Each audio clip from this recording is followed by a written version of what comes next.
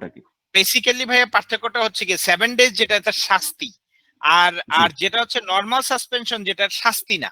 যে কোনো ব্যক্তিকে ধরেন আপনি তদন্ত শুরু করার সঙ্গে সঙ্গে তাকে সাসপেন্ড করলেন কেন? যাতে আপনি নির্বাচন যেটা হচ্ছে যে এনকোয়ারিটা আপনি করছেন সেটা যাতে ফেয়ার হয়, সেই জন্য বুঝতে পেরেছেন? এই জন্য আপনি তাকে সাসপেন্ড করবেন। সে যদি নির্দোষ হয় তাহলে তাকে যে বেসিকের 50% কেটে নিচ্ছেন ওটা তাকে আবার রিফান্ড করে দিতে হবে। কিন্তু এই যে 7 দিনের জন্য তাকে যে সাসপেন্ড করছেন এটা হচ্ছে already that particular charge that was brought against him that is proved, অর্থাৎ তার বিরুদ্ধে যে অভিযোগটা আনা হয়েছে সেটা অলরেডি প্রুভ এবং তাকে শাস্তি দেওয়া হয়েছে 7 দিনের জন্য। এই টাকা কোনোদিন সে রিফান্ড পাবে না। ক্লিয়ার? আচ্ছা, আর এক্ষেত্রে অর্থাৎ যে সে 7 দিন সাসপেনশনের জন্য তার কাছ থেকে যে বেসিক স্যালারিটা কাটা যাবে সেটা সে আর ফেরত পাবে না? না। আচ্ছা, তাহলে সেক্ষেত্রে বিষয়টা দাঁড়ালো যে যদি কাউকে শুধুমাত্র শাস্তি স্বরূপ প্রমাণিত হয়েছে সেক্ষেত্রে শাস্তি স্বরূপ দেওয়া যায়, সেটা 7 দিনের বেশি দেওয়া যাবে না? জি না, কখনোই তাকে সাসপেন্ড 7 দিনের বেশি করা যাবে না। শাস্তি স্বরূপ সাসপেনশন অনলি 7 ডেজ। আর যদি আপনি নরমাল এমনিতে জিনিসটা আপনি ফেয়ার করতে চাচ্ছেন সেটার জন্য যেটা করতে হবে সেটা হচ্ছে যে আপনি যদি এটা ফেয়ার করতে চান যে আমি ঠিক আছে আমি ইয়েটা করব, এনকোয়ারিটা করবো, এটা ফেয়ার রাখার জন্য আমি তাকে সাসপেন্ড করছি ডিউরিং এনকোয়ারি, সো তখন আপনি তাকে কি করতে পারবেন যে সাসপেন্ডেড অবস্থায় রাখতে পারবেন সর্বোচ্চ 60 ডেজ পর্যন্ত, 60 দিন পর্যন্ত তাকে ইয়া রাখা যাবে। আচ্ছা আচ্ছা ভাইয়া, ধরলাম যে তাকে 30তম দিন পর্যন্ত বা 25 দিন পর্যন্ত তাকে সাসপেনশনে রাখা হলো এবং 25তম দিনে সাসপেনশনের রেজাল্ট আসলো যে হ্যাঁ he is guilty or she is guilty, এবং তাকে শাস্তি হিসেবে আমরা 7 দিনের বরখাস্ত করলাম। ওকে, সেক্ষেত্রে ট্রিটমেন্টটা কি হবে?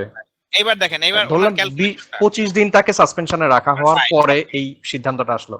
আচ্ছা, এবার আপনি আমাকে একটু বলেন যে ওনার আমি একটা হাইপোথেটিক্যাল জিনিস চিন্তা করে দেখাই আপনাকে।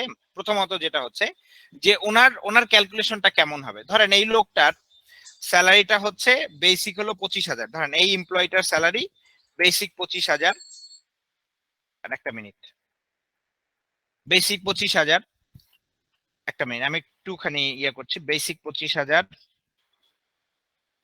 Basic salary, house rent, medical, food and transport allowance. ঠিক আছে, দেন একটা মিনিট, এই যে এই না বেসিক হচ্ছে কি আপনার কত, তার হলো 25,000, আমার তার ইয়া হবে ধরেন হাউস রেন্ট হলো 17,500, আর মেডিকেল অ্যালাউন্স হচ্ছে গিয়ে কত হবে, মেডিকেল অ্যালাউন্স ধরেন 5,000, তার ইয়ে ধরলেন ফুড অ্যালাউন্স ধরলেন 2,500, আর ট্রান্সপোর্ট ধরলাম হচ্ছে 2,000। এটা একটা কাল্পনিক একটা যা জিনিস আমি এখানে ধরলাম, ধরে যেটা হচ্ছে যে আমি এখন এটা জাস্ট ইয়ে করে নিচ্ছি, সরি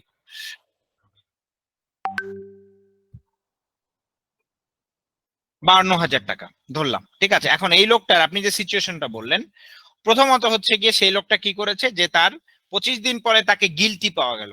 ঠিক আছে, 25 দিন পরে যদি গিলটি পাওয়া যায় তাহলে সেক্ষেত্রে আইনের নিয়ম কি বলেছে, আইনের প্রথম নিয়ম বলেছে যে এই ভদ্রলোক বেসিকের 50% ছাড়া সে আর অন্য কিছু পাবে না। তাহলে আপনি এই টাকাটা তার কিভাবে বের করবেন, তার বেসিক হচ্ছে 25,000, এটাকে কি করবো ভাগ দিব হচ্ছে 30 দিয়ে, 30 দিয়ে ভাগ করার পরে যেটা হলো যে আমি এখানে পেয়ে গেলাম তার কত দিনের টাকা, তার এখানে পেয়ে গেলাম হচ্ছে 30 দিনের টাকা।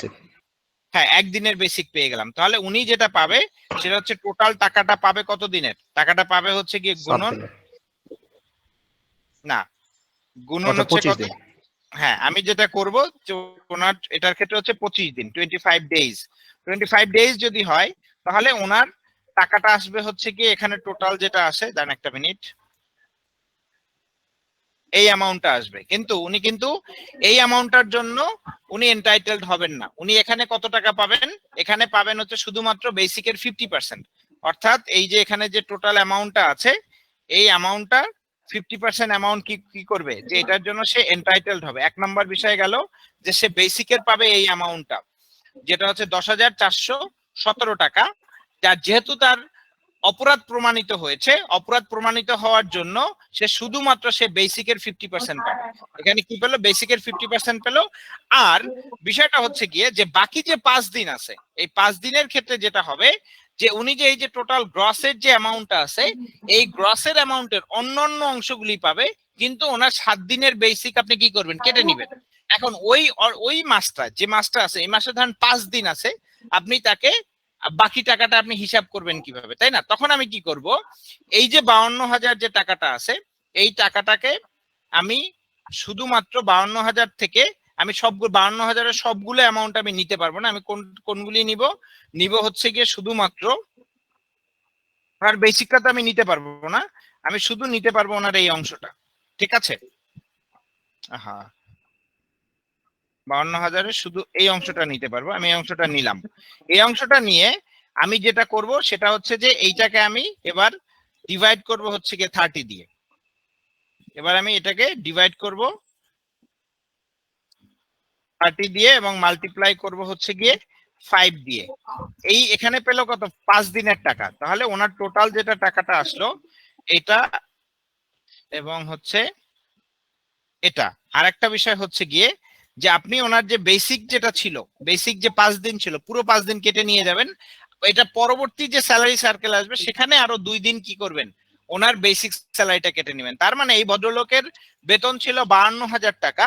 আপনি যদি ওনাকে 7 দিনের জন্য সাসপেন্ড করেন, তাহলে এই মাসটাতে ওনার টোটাল যে স্যালারিটা আপনি দিবেন তাকে, সেটা হচ্ছে মাত্র 14,717 টাকা। আর বাকি টাকাটা কি হয়ে যাবে? আপনি তার কাছ থেকে ডিডাক্ট করে নিয়ে যাবেন। দেখেন বিষয়টা বুঝতে পারলেন কিনা? ভাইয়া 2 দিনের কথাটা কি বলেছেন বুঝিনি আসলে। 2 দিনের যেটা হচ্ছে যে আমি তো এখানে কি বলেছে ভাইয়া যিনি যে প্রশ্নটা করেছেন উনি বলেছে যে ভাইয়া 25 দিন। সবাই একটু নিজেদেরকে মিউট করেন 1 মিনিট। হ্যাঁ, এবার দেখেন উনি বলেছেন যে ভাইয়া আমি 25 দিন ওনাকে সাসপেন্ড করে রাখলাম।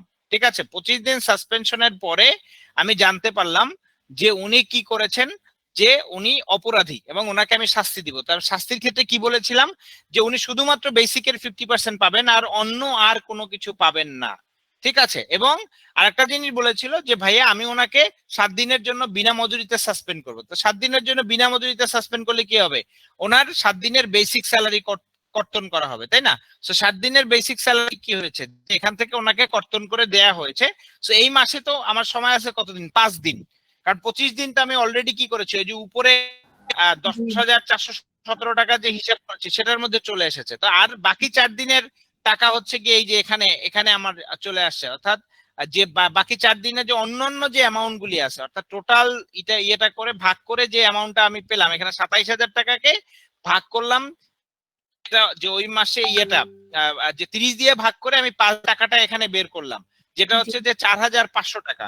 এই 4,500 টাকা এখানে দিলাম, আর বাকি যে টাকাটা থাকবে, অর্থাৎ বাকি যে 2 দিনের টাকা, এটা তো পরবর্তী স্যালারি সাইকেলে পড়ে যাবে। সো ওইটা পরবর্তী স্যালারি সাইকেলের থেকে ওখান থেকে আবার আমি ওই যে বাকি 2 দিনের টাকাটা ডিডাক্ট করে নিব। ক্লিয়ার?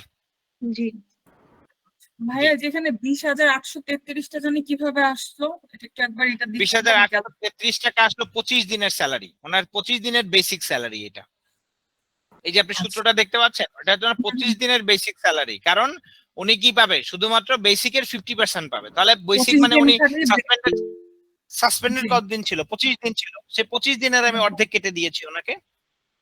আচ্ছা, তো সে 25, আচ্ছা এটা হচ্ছে তার 25 দিনের বেসিক স্যালারি 20,833। তো আমি হচ্ছে সেখান থেকে হচ্ছে তার কত 50% কাটছি, তখন আসতেছে আমার 10,417, তাই তো? আর ওই বাকি 5 দিনের জন্য তো সে আর ইটা পাচ্ছে না, ওই যে কি জানি বলে বেসিক স্যালারি পাচ্ছে না, তো আমি বাকি পাবে। হ্যাঁ, তো ওখানে হচ্ছে 27,000 আসছে। এই 27,000টা যেন কিভাবে আসলো? 27টা হচ্ছে কি তার অন্যান্য যে বেনিফিট আছে, house rent, medical, food and এটা তো সে পাবে, কারণ ডিডাকশন তো অনলি বেসিকে হবে, তাই না? 7 দিনের টাকাটা। সো বাকি যেটা আছে এটাকে আমি কি করলাম? এটাকে আমি ভাগ দিলাম হচ্ছে গিয়ে 30 দিয়ে ভাগ দিয়ে তারপরে আমি গুণন দিলাম হচ্ছে 5 দিয়ে গুণন করলে আমি 5 দিনের অন্যান্য বেনিফিট 500টা কত 4,050 টাকা, এটা আমি যোগ করে তার টোটাল পেমেন্ট হবে 14,917 টাকা। আচ্ছা, ক্লিয়ার?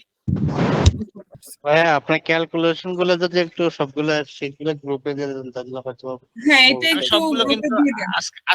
আজকে পর্যন্ত দিয়ে দিয়েছি সবগুলো, বুঝতে পেরেছেন? এবং জি ভাই, আজকে তল যেটা ভাই করেছি একটু সেটা দিয়ে আমি দেন। আপনাদেরকে দিয়ে দেব। জি ভাই, জি ভাইয়া, তল ভাই জি ভাইয়া। তল ভাই ও তো 25 দিন যে সাসপেনশনে ছিল, 25 দিনে তো আমি হুম। শুধুমাত্র ওর বেসিকটা কাটবো 50%, কিন্তু বাকি হাউস রেন্ট, মেডিকেল ভাইয়া অ্যালাউন্স। এটা ও তো শাস্তি পেয়ে গেছে ভাইয়া, ওকে তো কিন্তু 23 অনুযায়ী শাস্তি দিয়েছেন না ভাইয়া? শাস্তি দিলে বাকিগুলো বন্ধ শাস্তি থাকবে ওর। বাকিগুলো পাবে না ভাইয়া, শুধুমাত্র ওকে খোরাকি ভাতা পাবে। গতকালকে কিন্তু একজন চ্যালেঞ্জ করেছিল, মনে আছে আপনার? যে ভাইয়া এটা কোথায় বলা আছে, জি জি রেফারেন্স সহকারে দেখিয়ে দিয়েছিলাম। জি ওকে ওকে। আচ্ছা তমল ভাই, ফুড জি অ্যালাউন্সের ভাইয়া। যে রেফারেন্সটা বলতেছেন, আমাকে কি একটু শেয়ার করা যায় যে ফুড অ্যালাউন্সের কোনটা ভাইয়া? রেফারেন্স? ফুড অ্যালাউন্স এইটা আমাদের লেবার লতে কোন জায়গায় রেফারেন্সটা আছে ফুড অ্যালাউন্স বুঝিনি ভাইয়া, দিতে? ফুড অ্যালাউন্স দিতে হবে, এটা রেফারেন্স কোথায় আছে ভাইয়া সেটা? Right right right.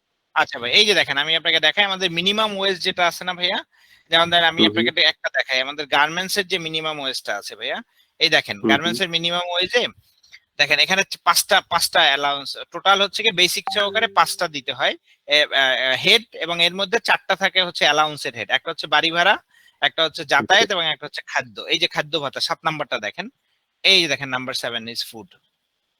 Clear okay ভাইয়া? ওকে, থ্যাংক ইউ। ভাইয়া যারা ইপিজেড ভুক্ত যারা আছে তাদের তো তারা 3টা। যেটা হচ্ছে তাদের তো 3টা, সেক্ষেত্রে 3টা। তাদেরকে যদি আমরা কোনো ধরনের ফুড ফ্যাসিলিটি প্রোভাইড না করি, আইনগতভাবে বাধা আছে কি? হ্যাঁ ভাইয়া ইপিজেড এ বাধা আছে, কারণ ইপিজেড এ ম্যান্ডেটরি ভাবে এটা দিতে হবে। আপনার ফুড ফ্যাসিলিটি যেটা আছে, জি ভাই বলেন। এটা ইপিজেড রেফারেন্সটা এ যেটা আছে আমাকে ফুড দিতে হবে। ভাইয়া ইপিজেড এ বলা আছে তো, ওই গ্যাজেটেই বলে দেয়া আছে, ইপিজেড গ্যাজেটে। দাঁড়ান একটা মিনিট, আপনি যেহেতু করছেন, একটা মিনিট। স্যালারি ফিক্সেশন যেটা আসছিল 2018 তো ওইটা ওখানে কি লেখা ছিল যে ক্যান্টিন ফ্যাসিলিটি? জি ভাই একটুখানি সময় দেন, আমি বলি। এই যে দেখেন এখানে বলা আছে, in addition জি ভাই আমি এটার to কথা the বলছি। above gross, in addition to the above gross, food or food allowance and transport or transport allowance shall be provided by the enterprises.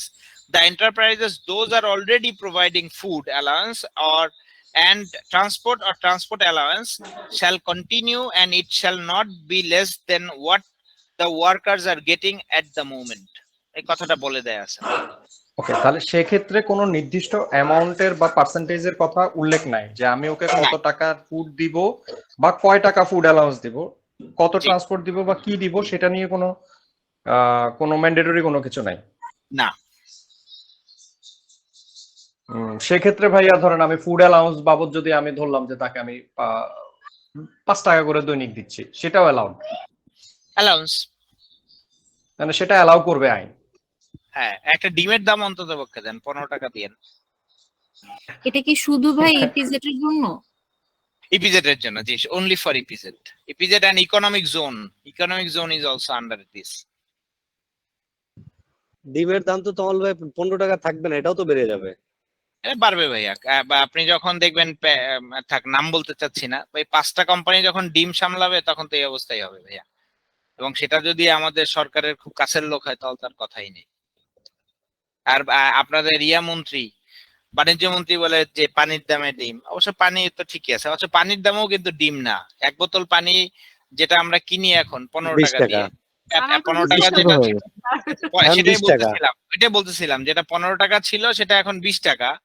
তো অ্যাকোয়াফিনা বা এই ধরনের বলেন, অবশ্য মনে হয় মন্ত্রী ওই যে ছোট পানিটার কথা বলছে, যেটা 10 টাকা ছিল 15 টাকা হয়েছে, ওইটার কথা বলছে। আমারও মনে হয় তাই।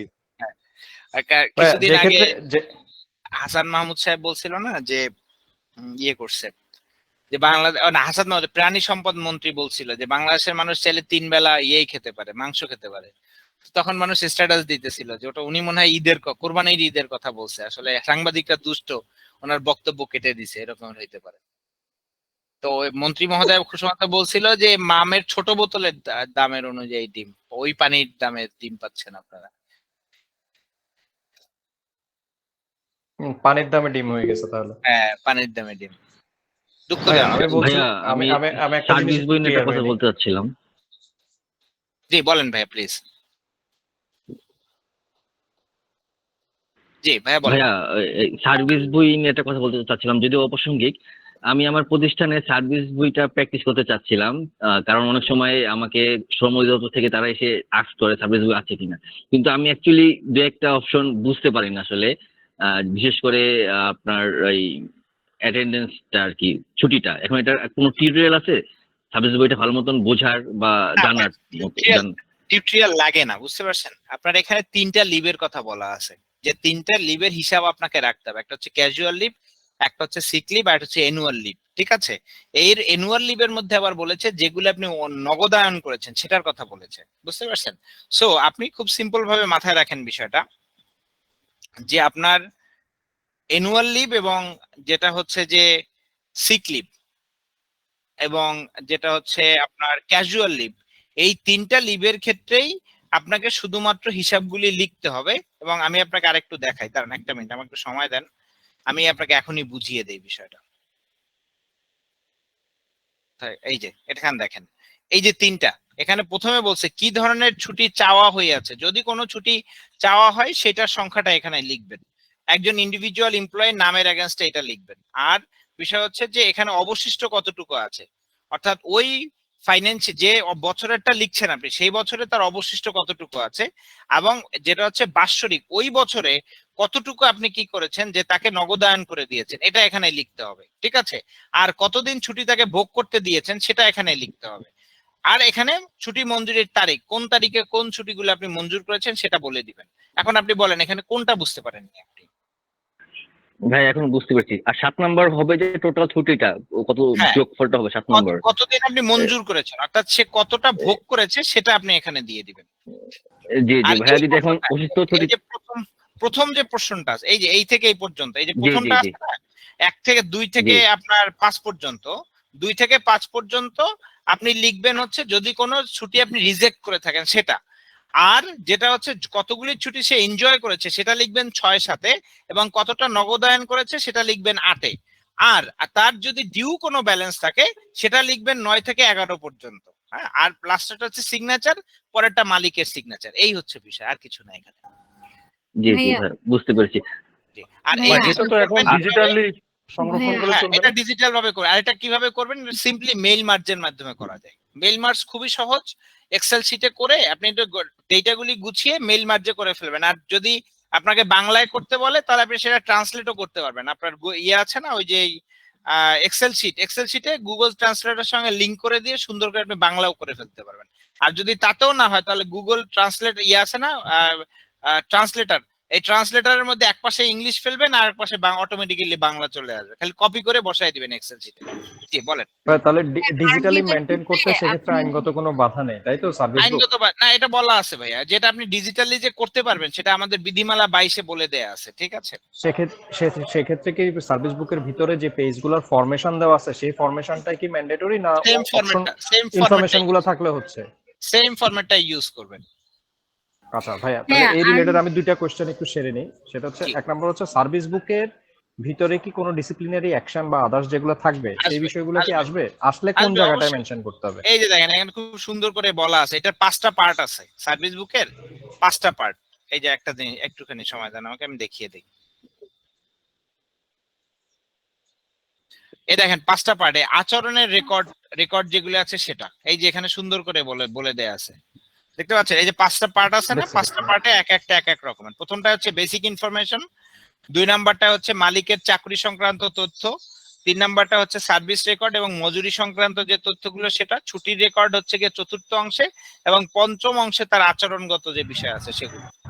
জি ভাই, ডিজিটালি তাহলে অ্যাপ্লাই করতে হলে আমাকে পেরোলের পাশাপাশি আমার অ্যাডমিনিস্ট্রেটিভ সাইট থেকে ইনফরমেশন গুলো ওখানে এন্ট্রি দিতে হবে। খুবই সিম্পল ভাইয়া, খুবই সিম্পল। আপনি শুধু গুগল, আপনার যদি সফটওয়্যার নাও থাকে মেইল মার্জে করে দিবেন। আমি মেইল মার্জে 2500-3000 লোকের সবগুলো একবারে করে ফেলতে পারি। ওকে ভাইয়া, আর লাস্ট একটা কোশ্চেন, যেহেতু একটু আগে লিভের কথা হচ্ছিল, এমন কোন আইন বা কোনো কিছু আছে কিনা যেখানে বলা আছে যে ক্যাজুয়াল লিভ কনজিকিউটিভ 3 ডেজ এর বেশি নেওয়া যাবে না? হ্যাঁ, না এটা আইনে নেই। এটা আসলে বাংলাদেশ সরকারের যারা ঊর্ধ্বতন কর্মকর্তা বলি, যাদের 1 থেকে 9 নাম্বার গ্রেড পর্যন্ত যারা থাকে, তারা আসলে বেসিক্যালি কি করতে পারে না, যে 3 দিনের বেশি ক্যাজুয়াল লিভ নিতে পারে না। এটা আসলে ওনাদের জন্য। এই যে শারমিন চৌধুরী যে ম্যাডাম আছেন, উনি আগে এয়ারফোর্সের অফিসার ছিলেন, ওনাকে জিজ্ঞাসা করেন, ওনাদের জন্য নিয়ম হচ্ছে ওনারা 3 দিনের বেশি যদি কোনো ছুটি নিতেন, ওটা ক্যাজুয়াল লিভে ওনারা আবেদন করতে পারতেন না। ওটা ওনাদেরকে হয় অ্যানুয়াল থেকে কেটে নিত বা অন্য কোনো লিভ থেকে কেটে নিত, কিন্তু ক্যাজুয়াল লিভ একটানা 3 দিনের বেশি নেওয়া যেত না সরকারি এমপ্লয়ীদের জন্য। কিন্তু এখন বিষয় হচ্ছে এটা সিভিলে ঢুকলো কিভাবে? সিভিলে ঢুকলো যারা এই যে রিটায়ার্ড পারসন যারা এসে এই সিভিল, আপনি দেখবেন যে ফ্যাক্টরি গুলি চালিয়েছে, বিভিন্ন অর্গানাইজেশন চালিয়েছে, এরা আসলে এই নিয়মটা তৈরি করেছে, মানে ওই সরকারিটা এটা এখানে এসে চাপিয়ে দিয়েছে। সেক্ষেত্রে ভাইয়া লিভ পলিসিতে যদি আমার মেনশন থাকে যে ক্যাজুয়াল লিভের ক্ষেত্রে 3 দিন নিতে পারবেন কনজিকিউটিভ, তার পরের গুলা নিতে হলে আপনাকে না, annual এটার ক্ষেত্রে আমরা নিতে হবে, চমৎকার এটা কি একটা কাজ আইনগত করেছি। কিনা? আমরা চমৎকার একটা কাজ করেছি ইপিজেড আইনের ক্ষেত্রে। এটা আমার প্রস্তাবনা ছিল এবং অনেকে সাপোর্ট দিয়েছে এটাতে, এবং স্পেশালি আমি তো ধন্যবাদ জানাবো আপনাদের চট্টগ্রামের একজন আছে লেবার কাউন্সিলর মাহবুব ভাই, হি অলসো সাপোর্টেড দিস, এবং এই কারণে এটা আইনের মধ্যে এভাবে আসছে। সেটা হচ্ছে ওই আমাদের ইপিজেড এর মধ্যে বলা আছে জরুরি প্রয়োজনে বা অপূর্ব পরিকল্পিত যে কোনো বিষয়ে ক্যাজুয়াল লিভ নেওয়া যাবে, বুঝতে পেরেছেন? আর অ্যানুয়াল লিভের ক্ষেত্রে বলা আছে যদি আপনার প্রি প্ল্যান কোনো কিছু থাকে, ভাইয়ের বিয়া, দুলাভাইয়ের বিয়া, শ্বশুরের বিয়ে বা চাচা শ্বশুরের বিয়ে, এক্স এর বিয়ে, যদি এমন কোনো বিয়ে যদি আপনি পূর্ব পরিকল্পনা করে খেতে যান, তাহলে সেক্ষেত্রে আপনাকে কি করতে হবে, যে আপনাকে অ্যানুয়াল লিভ নিতে হবে, বুঝতে পারছেন? এটা ইপিজেড আইনে বলে দেওয়া হয়েছে। আর আপনি মন গড়া চাইলেই স্যার লিখতে পারবেন না, এটা আসলে বেআইনি হবে স্যার বিষয়টা। ওকে, আচ্ছা, না আমি বলছি ক্যাজুয়াল লিভ সে 3 দিন প্রি প্ল্যান করে সে ক্যাজুয়াল লিভ সে নিয়ে গেল আর্জেন্ট সিচুয়েশনের কারণে। প্রি প্ল্যান ভাবে আসলে স্যার ক্যাজুয়াল লিভ দেওয়া যায় না। ভাই আমি আবার আর্জেন্ট সিচুয়েশন, আর্জেন্ট সিচুয়েশনের কারণে সে 3 দিন না, সে চাইলে 10 দিনই নিতে পারবে, আইনগত কোনো বাধা নেই। ক্যাজুয়াল সাপোজ যদি সে তার 3 10 দিন দিন নিয়ে সে যদি এডিশন করতে চায়, সে 3 দিন নিয়ে এডিশন করতে চাইলে তাকে আমাকে ক্যাজুয়াল থেকে দিতে আমি একটা জিনিস বাধ্য। চিন্তা করেন সুশান্ত স্যার, চট্টগ্রামে রংপুরের একটা ছেলের মা বা বাবা যদি মারা যায়, ধরেন ওর বাড়ি রংপুর, ও চাকরি করে চট্টগ্রাম ইপিজেটে, কর্ণফুলী ইপিজেটে, ওর যাইতেই তো 2 দিন সময় লাগবে। সো এরপরে ও বাবাকে বা মাকে দাফন করে তোর তো আবার আসতে হবে, তাই না? সো এটাই দেখবেন যে আবার আসতে 2 দিন 4 দিন, মাঝখানে থাকতে হবে 1 দিন, এতেই তো 5 দিন ক্যাজুয়াল লিভ লেগে যায়। ক্যাজুয়াল লিভটা হচ্ছে ইমার্জেন্সি সিচুয়েশনের জন্য, which is not pre plan, বুঝতে পেরেছেন?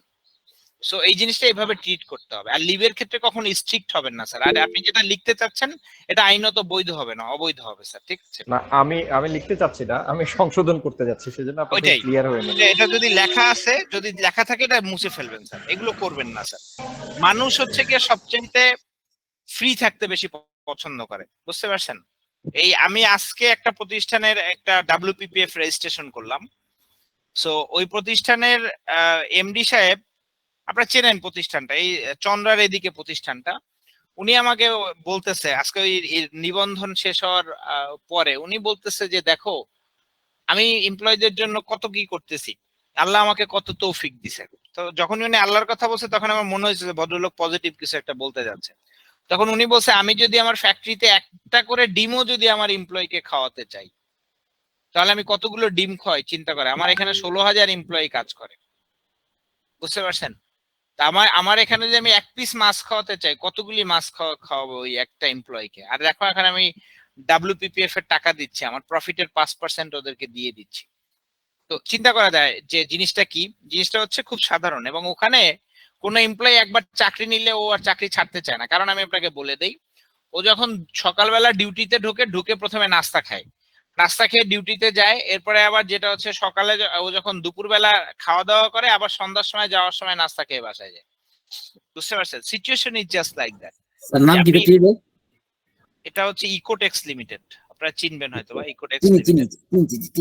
স্যার তার মানে কি হচ্ছে আমার মানে ইমার্জেন্সিতে আমি 3 দিন পর্যন্ত ক্যাজুয়াল লিভ নিতে পারবো পলিসি অনুযায়ী, মানে গভর্নমেন্ট রুলস অনুযায়ী, গভর্নমেন্টের রুলস অনুযায়ী, কিন্তু আমাদের প্রাইভেটে এই ধরনের কোনো রুলস নাই। আপনি চাইলে টোটালটা একদিনে নিয়ে যেতে পারবেন, কোনো সমস্যা হবে না।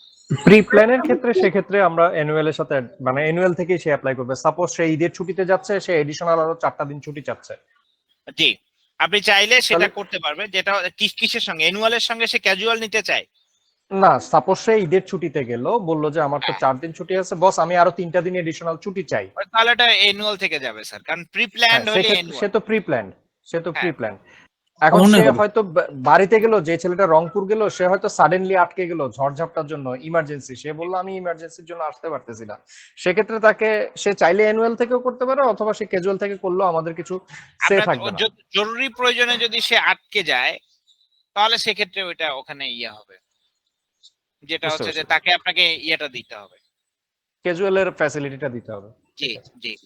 কামাল শুনেন, ভাই আমার কোশ্চেন আজকে মনে হয় মাওলানা সাইদি সাহেব মারা গেছেন, তাই না? জি কিছুক্ষণ জি আগে। জি জি জি ভাই জি এই কিছুক্ষণ আগে ভূমিকম্প হইলো, আল্লাহই জানে জি যে আবার কে মানুষ বলা শুরু করে কিনা সাইদি উপলক্ষে ভূমিকম্প হয়েছে। আরে অলরেডি অলরেডি বলে ফেলাইছি।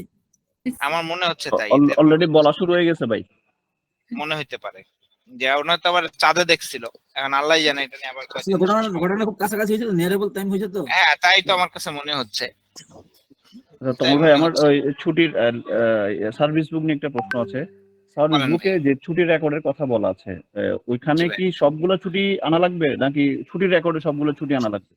মজার জিনিস হচ্ছে আপনার 3টা ছুটি ছাড়া অন্য কোনো ছুটির রেকর্ড আসলে আমাদের ভাইয়া রাখার প্রয়োজন হয় না, বুঝতে পারছেন? আচ্ছা 3টা ছুটির জি বেশি, ঠিক হুম আছে? সো আপনি কারণ ম্যাটারনিটির রেকর্ড তো বেসিক্যালি আপনার চাকরি জীবদ্দশায় 2বার বা 3বার আসবে, তাই না? আর জি জি রেগুলার রাখতে হয় আপনার যেটা হয়, আপনি পুরুষদের কথাই চিন্তা করেন, আমাদের পুরুষদের জন্য লিভ হচ্ছে কয়টা? টোটাল 6টা। এর মধ্যে আপনার সাপ্তাহিক বন্ধ, কম্পেনসেটরি যেটা আছে দরকার ক্ষতিপূরণ নেই। এই দুটোর দরকার নেই, উৎসব ছুটিরও দরকার নেই। আছে কয়টা? 3টা। এই জি জি ক্যাজুয়াল, সিক আর অ্যানুয়াল, তাহলে তো ঘুরে ফিরে ভাইয়া কথা ওই একটাই আসতেছে, বুঝতে না, পারছেন? ওই সার্ভিস বুকে ভাই যে লেখা, যেমন লেখা আছে বার্ষিক ছুটির বিবরণ, ওখানে তো হুম, সিক লিভ কিংবা ক্যাজুয়াল লিভের কথা সার্ভিস বুকে স্পষ্ট উল্লেখ নাই, জি কিন্তু ভাইয়া। ছুটির এটা রেকর্ডে সেটা উল্লেখ আছে। জি সেক্ষেত্রে আপনি সার্ভিস বুকে কি অন্য ওই বার্ষিক ছুটি ছাড়া অন্যগুলো যেটা হচ্ছে রাখার দরকার আছে এখানে কিনা? কিন্তু একটা কথা বলা আছে, এই দেখেন 4-এ বলা আছে অভুকৃত পাওনা ছুটি, তাই না? আচ্ছা অভুকৃত মানে কি হচ্ছে? আমার অভুকৃত কয়টা থাকতে পারে? 3টেই থাকতে পারে, এর বাইরে তো না ভাইয়া, বুঝতে আচ্ছা পারছেন? না, কিন্তু বার্ষিক ছুটির বিবরণ বলা আছে, তাহলে বার্ষিক ছুটি বলতে সবগুলো ছুটির কথাই বোঝাচ্ছে। হ্যাঁ, না এখানে এখানে যেটা আছে এই যে এই, অবকৃত বার্ষিক ছুটি, বার্ষিক ছুটি হুম এখানে দিবেন আপনি, ঠিক আছে? আমি আপনাকে দুটো মিলিয়ে কথা কিন্তু বলেছি। আপনার আচ্ছা ইয়ের ক্ষেত্রে ওই আপনার অ্যানুয়ালের রেকর্ড এখানে থাকবে, আর অন্যান্য যে রেকর্ড থাকবে সেটা কিন্তু ওইটাই থাকবে, ওই যে আপনার ছুটি ছুটি রেজিস্টারে। রেজিস্টারে থাকবে, রাইট? আমি ওই জন্য আচ্ছা ওটাও এখানে মিন করেছি, কিন্তু এখানে আচ্ছা আবার তার মানে শুধু বার্ষিক ছুটি, এই মানে সার্ভিস বুকে সার্ভিস অনলি বুকে শুধু বার্ষিক ছুটি থাকবে। বার্ষিক ছুটি, জি।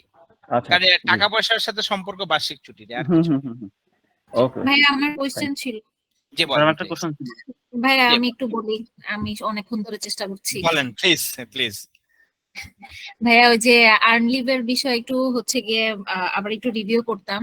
নর্মালি 18 দিনের মধ্যে যদি মানে এরকম এমপ্লয় থাকে যারা হচ্ছে ছুটি নিতে পারে না, সেক্ষেত্রে ধরেন আপনি বলেছিলেন যে 50% আমরা এনকারেজ করব যে এতে ছুটি কাটায়, আর বাকি 50% হচ্ছে গিয়ে ক্যাশে যাতে করে নিতে পারে, এরকমই মেবি বলেছিলেন যদি আমি জি ভুল না বলেছিলাম। বলি। জি তো সেক্ষেত্রে যদি 50%ও যদি না কাটাতে পারে, ঠিক আছে, যেমন ফাইন্যান্স বা হচ্ছে যারা প্রকিউরমেন্টে আছে, ওরা দেখা গেছে নর্মালি ছুটিতে যেতে পারে না বা প্রোগ্রামে যারা আছে, তো সেই ক্ষেত্রে অ্যাজ এন এইচআর মানে আমার পক্ষ থেকে আসলে মানে এই জিনিসটার সলিউশন কিভাবে করে দিব আর কি।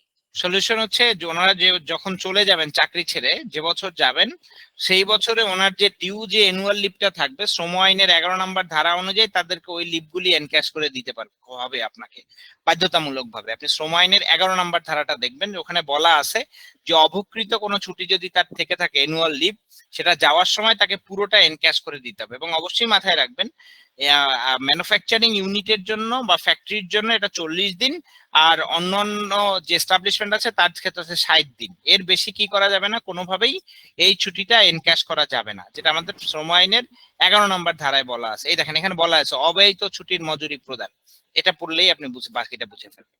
ভাইয়া নর্মালি যেটা করে কি সেপারেশনের টাইমে দেখা গেছে ওরা মানে যেটা আর্ন লিভ থাকে ওইটাতে হচ্ছে ছুটি নিয়ে নেয় আর কি শেষের দিনগুলা।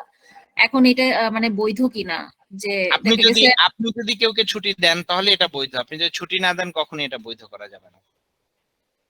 আচ্ছা, আরেকটা ভাই লিভের বিষয়ে ধরেন মানে হাফ ডে এর বিষয়ে কি আমাদের কোনো লয়ে কি আছে হাফ ডে নেওয়া যাবে বা এরকম কিছু? হাফ ডে কোথাও বলা নেই আমাদের আইনে, এবং এটা টোটালটাই আপনাদের লিভ পলিসির উপরে নির্ভর করবে যে whether you can allow it or not. ভাইয়া দেখা গেছে আমরা কি যদি হাফ ডে যদি অ্যাপ্লাই করি সেক্ষেত্রে কি আইনসঙ্গত হবে? যেমন 4 ঘন্টা নিচে এটা কেউ ডিউটি এটা করলো বা 4 টোটালটাই ঘন্টা। হচ্ছে গিয়ে কোম্পানির ডিসক্রিশন, এটা কোনোভাবেই আইনের সঙ্গে এটাকে করা যাবে না, অ্যালাইন করা যাবে না, বুঝতে না পেরেছেন? আমি বলতে যাচ্ছি কেউ যদি চ্যালেঞ্জ করে যে you are doing non compliance practice, সেক্ষেত্রে আমরা আটকে যাব কিনা? না, ওটা আবার সুযোগ ভাই, ওটা ওই জন্যই তো বিষয়টা, যেটা হচ্ছে যে আপনি যখন এটা কলকারখানা ও প্রতিষ্ঠান পরিদর্শন অধিদপ্তর থেকে অ্যাপ্রুভাল আপনার থাকবে, তখন যদি এটা আপনি প্র্যাকটিস করেন দেয়ার ইজ নো প্রবলেম। কিন্তু বিষয়টা হচ্ছে গিয়ে আপনি যে এই যে হাফ ডে লিভ দেন, ওরা কি করে জানেন, অ্যানুয়াল লিভকে অর্ধেক অর্ধেক করে কেটে দুইটা অ্যানুয়াল লিভকে একত্রিত করে, অর্থাৎ দুইটা ক্যাজুয়াল লিভকে অর্ধেক অর্ধেক কেটে তারপরে একটা লিভ বলে যে দুইটা হাফ ডে নিলে একটা হচ্ছে ক্যাজুয়াল ডে, আবার এটারও ভাগ করে ভাইয়া, মানে ধরেন অফিস টাইম হচ্ছে 6টা পর্যন্ত, বাট হাফ ডে দেখা গেছে অ্যাপ্লাই না করে দেখা গেছে 4টার দিকে বা হচ্ছে 2 ঘন্টা সাথে থাকে, ওই সময় দেখা গেছে মালিককে বলে চলে যায়। এখন এই ক্ষেত্রে মানে অ্যাজ এন এইচআর তো আমার জাস্ট ডকুমেন্টেশনের কাজ, যে ডকুমেন্ট রাখতে হবে, এটার সলিউশন আসলে এটা আসলে আইনগত কোনো বৈধতা আপনাকে কেউ দেয়নি যে অর্ধেক অর্ধেক কেটে আপনি একটা করবেন, ঠিক আছে? যদি আপনি এক্সট্রা বেনিফিট দেন, কিন্তু আপনি এই যে অর্ধেক কাটতে পারবেন বা অর্ধেক কেটে দিবেন, এ ধরনের আইনগত কোনো বৈধতা নেই, কারো কাছেই নেই। সো ফর দ্যাট রিজন আমি যেটা বলবো সেটা হচ্ছে যে এটা আপনি কলকারখানা থেকে যদি অ্যাপ্রুভাল নিয়ে আসেন, তাহলে সেক্ষেত্রে আমি বলবো যে আপনি এটা করতে পারবেন। আদারওয়াইজ আমি আপনাকে বলবো my answer shall be negative, যে you should not do it. But basically যদি হাফ ডে অ্যালাউ করে তাহলে এটা তো আসলে লতে বাধা নাই, যে দিতে পারে, কিন্তু এটা অন্য কোন লিভের সাথে অ্যাডজাস্ট করা যাবে না, অ্যাডজাস্ট করার কোনো ইয়েটা নাই, যেটা হচ্ছে যে এখতিয়ার কারণেই। আচ্ছা ভাই, আমার আনলিভ এনকেশমেন্ট নিয়ে একটা কোশ্চেন ছিল, যে আনলিভ হচ্ছে 50% এর বেশি এনকেশ করা যাবে না। এখন সাপোজ হচ্ছে আমি গ্রসলি ধরি যে ইয়ারলি হচ্ছে ওনার 20 দিন জমছে, উনি একদিনও হচ্ছে আনলিভ নেয়নি, সেক্ষেত্রে আমি হাইয়েস্ট হচ্ছে 10 ডেজ পেমেন্ট করতে পারবো। পরের বছর হচ্ছে ওর 10 দিন জমলো, তো সেক্ষেত্রে অ্যাড হয়, আমি কি ওই 30 দিনের হাফ অর্থাৎ 15 দিন এনকেশ করতে পারবো, নাকি ওই বছরের 20 দিনের হাফ আমি 10 ডেজ এনকেশ করতে পারবো? যে বছর যতটুকু পাবে, ধরেন আপনার এই বছর আপনি 20টা পেয়েছেন, এটার অর্ধেক, আপনি এই বছরের 10টা পেয়েছেন, তার অর্ধেক। কিন্তু এমন না যে আপনার গত বছরের 20টা আছে আর এই বছরের 10টা, টোটাল 30টার অর্ধেক, তা না, যে বছরে যেটা পাবেন সেটার 50%। আচ্ছা, সেক্ষেত্রে দেখা যায় আমাদের যেমন হচ্ছে গার্মেন্টস এর ওয়ার্কারের ক্ষেত্রে হয় কি, জি, কারণ হচ্ছে গার্মেন্টস এর ওয়ার্কারদের ক্ষেত্রে যেটা হয়, তাদের ক্যাজুয়ালি বা আপনার সিক লিভও কাইন্ড অফ ওনারা শেষ করতে পারে না, আনলিভ শেষ করা বা এটা অনেক দূরের কথা। তো সেক্ষেত্রে কারো হচ্ছে 4 বছর হলেই তার 40 দিন জমে যাচ্ছে, আর 40 দিনের বেশি যেহেতু জমা থাকতে পারে না বা জমা থাকবে না, সেক্ষেত্রে তো 5 বছর বা এর উপরে যারই সার্ভিস নেন যাই হোক না কেন, শুধু 40 দিন করেই হচ্ছে জমা থাকবে। জি আচ্ছা, ভাই, ঠিক আছে, সর্বোচ্চ থ্যাংক 40 ইউ। দিন পর্যন্ত জমা রাখতে পারবেন, এর বেশি পারবেন না। আমি যেটা ক্যালকুলেট করছি, কারণ হচ্ছে আপনার ইয়ার গুলো ক্যারি ফরওয়ার্ড, শ্রম বিধিমালার 107 হচ্ছে রেফারেন্স। জি বলেন। কারণ হচ্ছে যদি ক্যারি ফরওয়ার্ড হয় এবং 30 দিনের অর্ধেক বা টোটালটার অর্ধেক করে হলে পেমেন্ট করলে হয়তো ওয়ার্কারটা বেনিফিটেড হচ্ছে মনে হয় বেশি। না, এটা আইনে যেটা বলা আছে স্যার, এর বাইরে হ্যাঁ, আমার একটা দায়বদ্ধতা আছে স্যার, সেটা কি যে আমি আপনাকে আইনের বাইরে কিছু বলতে পারবো না, কারণ আইনে আপনি যদি শ্রম বিধিমালাতে যদি যান 107-এ, সেখানে বলে দেয়া আছে বছর অন্তে মানে কি, যে বছরে যেটা পাবে তার 50%। এখন এমপ্লয়ের সুবিধা চিন্তা করে যদি আপনি বেশি দেন, তাতে আমার কোনো সমস্যা না, কিন্তু আমি যখন বলবো না, কারণ আমি একটা জিনিস বলি, আমাদের বাংলাদেশে এইচআর কমিউনিটির আমি লিঙ্কডইন অনুযায়ী দেখতে পাই যে 38,000 লোক আছে, কিন্তু আমার বিশ্বাস যে বাংলাদেশে 1,20,000 বা 1,30,000-এর মতো লোক আছে এইচআর প্রফেশনাল।